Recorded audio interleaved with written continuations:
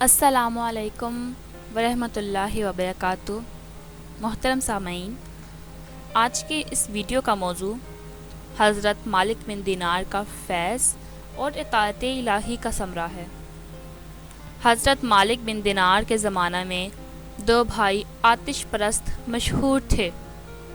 ایک دن چھوٹے بھائی نے بڑے سے کہا کہ بھائی صاحب، آپ نے 73 سال آگ کی پرستش کی ہے اور میں نے 35 سال۔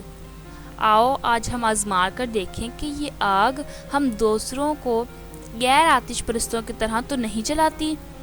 اگر اس نے ہم کو نہ جلایا تو ہم آئندہ آتش پرستی کریں گے، ورنہ ترک کر دیں گے۔ چنانچہ اس نے آگ جلا کر بڑے بھائی سے کہا کہ آپ پہلے آگ پر ہاتھ رکھیں یا میں رکھوں؟ اس نے کہا کہ تم پہلے ہاتھ رکھو۔ جب چھوٹے بھائی نے آگ پر ہاتھ رکھا تو آگ نے اپنی خاصیت کے مطابق اس کی انگلی جلا دی۔ اس پر اس نے آگ سے ہاتھ کھینچ کر کہا کہ ہائے افسوس، میں نے تجھے اتنے عرصے تک پوجا، پھر بھی تو نے میری انگلی جلا دی۔ آخر اس نے اپنے بڑے بھائی سے کہا کہ اگر آخر ہم ایسی ذات کی عبادت کیوں نہ کریں جس کی برسوں کی نافرمانی اور گناہ پر اگر ہم سچے دل سے توبہ و استغفار کر لیں تو ہمیں معاف فرما دے۔ یہ بات بڑے بھائی کی سمجھ میں بھی آ گئی اور دونوں بھائی صحیح راستے کی متلاشی بن کر حضرت مالک بن دینار کی خدمت میں حاضر ہوئے۔ تو کیا دیکھتے ہیں کہ حضرت مالک بن دینار بصرہ میں لوگوں کو وعظ سنا رہے ہیں۔ ان کو دیکھ کر بڑے بھائی کہنے لگے، میں مسلمان نہیں ہوتا کیونکہ میری عمر کا زیادہ تر حصہ آگ کی پرستش میں گزرا ہے۔ اب اگر میں مسلمان ہو گیا تو میرے گھر والے مجھے ملامت کریں گے اور میں ان کی ملامت کے مقابلے میں آگ کو ترجیح دیتا ہوں۔ چھوٹے بھائی نے سمجھایا کہ لوگوں کی ملامت تو ایک دن زائل ہو جائے گی لیکن دوزخ کی آگ زائل نہ ہوگی، مگر بڑے بھائی کی سمجھ میں نہ آیا اور وہ بد نصیب چلا گیا۔ لیکن چھوٹا بھائی اپنی بیوی بچوں کو لے کر حضرت مالک بن دینار کی خدمت میں حاضر ہو گیا اور وعظ سے فارغ ہونے کے بعد تمام ماجرا ان کو سنایا اور درخواست کی کہ اس کو ماں بیوی بچوں سمیت مسلمان بنائیں۔ چنانچہ حضرت مالک بن دینار نے ان سب کو مسلمان کیا اور اس نوجوان نے جب مسلمان ہو کر واپس ہونا چاہا تو حضرت مالک بن دینار نے فرمایا کہ ذرا ٹھہرو، میں تمہارے لیے اپنی شاگردوں سے کچھ جمع کر دوں۔ جس پر نوجوان نے عرض کیا کہ میں کچھ نہیں چاہتا، اور واپسی میں ایک ویرانہ میں آباد گھر دیکھ کر اس میں مقیم ہو گیا۔ صبح کو بیوی نے کہا کہ بازار جا کر کوئی ایسا کام تلاش کرو جس سے بچوں کی گزر ہو سکے۔ چنانچہ وہ نوجوان تلاش معاش کے لیے نکلا مگر کہیں کوئی مزدوری نہ ملی۔ اس نے سوچا آخر اللہ تعالیٰ ہی کی مزدوری کیوں نہ کروں۔ یہ سوچ کر دوسرے روز ویرانہ میں جا کر مغرب تک برابر نماز پڑھتا رہا اور رات کو پھر خالی ہاتھ مکان پر چلا آیا۔ بیوی نے دریافت کیا کہ ہمارے لیے کچھ لائے ہو؟ تو اس نے جواب دیا کہ آج میں نے بادشاہ کی مزدوری کی ہے، مگر اس نے کچھ نہیں دیا، کل کو اجرت دینے کو کہہ رہا ہے۔ یہ سن کر سب بچے مجبوراً بھوکے سو رہے۔ صبح کو پھر بازار گیا اور کوئی مزدوری نہ ملی تو وہ دن بھی عبادت الہی میں گزار دیا اور شام کو گھر آ کر بیوی سے کہا کہ بادشاہ نے جمعہ تک اجرت دینے کا وعدہ کیا ہے۔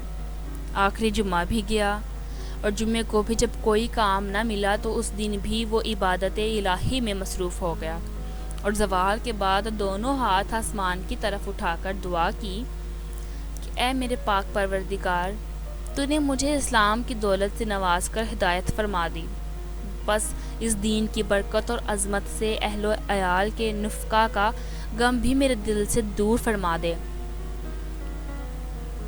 کیونکہ مجھے ان کے حال کے تبدیل ہو جانے کا اندیشہ ہے۔ یہ دعا کر کے جمعے کی نماز کے وقت جب وہ مسجد میں گیا تو اس کے عیال پر بھوک کا بہت غلبہ ہوا۔ اتفاقاً کسی شخص نے آ کر اس کا دروازہ کھٹکھٹایا، جس کی آواز سن کر اس کی بیوی باہر آئی تو کیا دیکھتی ہے کہ ایک خوبصورت نوجوان سنہری رومال سے ڈھکا ہوا ایک طباق لیے کھڑا ہے اور کہہ رہا ہے کہ اس کو لے لو اور اپنے شوہر سے کہہ دینا کہ یہ اس کی 2 دن کی مزدوری ہے، اور اگر تم زیادہ کام کرتے تو مزدوری اور زیادہ ملتی۔ چنانچہ اس عورت نے طباق کھولا تو اس میں 1000 اشرفیاں تھیں۔ ان میں سے ایک اشرفی لے کر ایک نصرانی صراف کے ہاں گئی، جس نے اشرفی کا وزن کیا تو 2 مسکال سے زیادہ اتری۔ اس کے بعد جب اشرفی کے نقوش دیکھے تو معلوم ہوا کہ یہ آخرت کی ہدایات سے ہے۔ یہ دیکھ کر صراف نے دریافت کیا، یہ اشرفی تم کو کہاں سے ملی ہے؟ عورت نے اس کو تمام واقعہ سنایا، جس کو سن کر وہ نصرانی صراف بھی مسلمان ہو گیا اور 2000 درہم عورت کو دے کر کہا، ان کو خرچ کرو اور جب یہ خرچ ہو جائیں تو پھر مجھے اطلاع دو۔ اس عورت نے صراف سے درہم لے کر کھانا تیار کیا۔ ادھر شوہر کا مغرب کے بعد جب گھر آنے لگا تو نہایت خشوع و خضوع سے 2 رکعت ادا کر کے رومال میں مٹی باندھ لی اور دل میں خیال کیا کہ جب بیوی تقاضا کرے گی تو کہہ دوں گا اس میں آٹا ہے اور یہی میرے کام کی مزدوری ہے۔ چنانچہ جب وہ گھر پہنچا تو گھر کو فرش و فروش سے آراستہ پایا اور کھانے کی خوشبو سونگھی تو رومال دروازے پر ہی رکھ دیا تاکہ بیوی کو معلوم نہ ہو سکے۔ گھر میں پہنچ کر بیوی سے حال معلوم کیا تو اس نے پوری کیفیت بتا دی، جس کو سن کر وہ مرد خدا سجدہ شکر بجا لایا۔ پھر بیوی نے دریافت کیا کہ رومال میں کیا لائے ہو جو دروازے میں رکھا ہے؟ تو اس نے جواب دیا کہ اس کا حال مجھ سے نہ پوچھو، اور یہ کہہ کر دروازے میں گیا کہ مٹی پھینک کر رومال لے آئے تو دیکھا تو اس میں مٹی کے بجائے آٹا تھا۔ یہ دیکھ کر تو اس کی حیرت کی انتہا نہ رہی اور پھر خدا کے سامنے سربسجود ہو گیا اور پھر برابر خدا کی عبادت میں مصروف رہا، یہاں تک کہ اس کی روح نے قفس عنصری سے پرواز کیا۔ اللہ تعالیٰ اس عبادت گزار مرد مومن پر رحم فرمائے۔ سچ ہے جو اللہ کا ہو جاتا ہے اللہ اس کی ضرورتیں غیب سے پوری کرتا رہتا ہے۔ دعا ہے کہ اللہ تعالیٰ ہم سب کو بھی اس واقعہ سے سبق حاصل کر کے نیک بننے کی توفیق عطا فرمائے۔ آمین یا رب العالمین۔ میں کوشش کرتی ہوں کہ آپ سب کے لیے مزید اچھا کنٹینٹ لے کر آؤں۔